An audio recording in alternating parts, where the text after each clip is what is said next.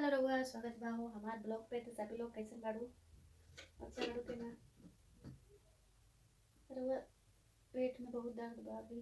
देखिए हम अभी एकरा का घर में ठीक करब। देखिए इतना सूजन बढ़ गईल बा है ना, भूख लगे ना प्यास लगे।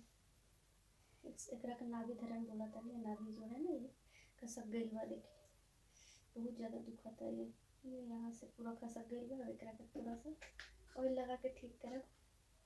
देखिए बहुत ज़्यादा खसक गईल बा, इतना तकलीफ होत बा का बताई। तो रउआ लोग अगर हमारा वीडियो अच्छा लगे ना, सपोर्ट जरूर करा, ठीक बा? वीडियो शेयर करा। इतना देखिए सूजन कितना बढ़ गईल बा। कल परसों से तो खाना भी नहीं खा, ना उठल जाए ना बैठल जाए, बहुत तकलीफ हो रही। ज़्यादा तेल हो गई।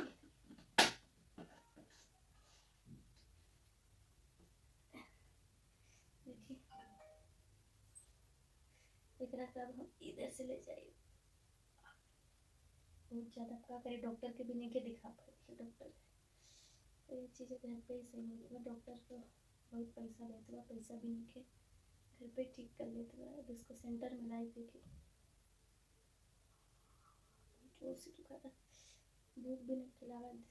4 दिन से खाना नहीं खाया गया। देखिए सेंटर में लावा नहीं ना, भी ये पूरा ये खसक गई। देखिए सूजन हो गई बा।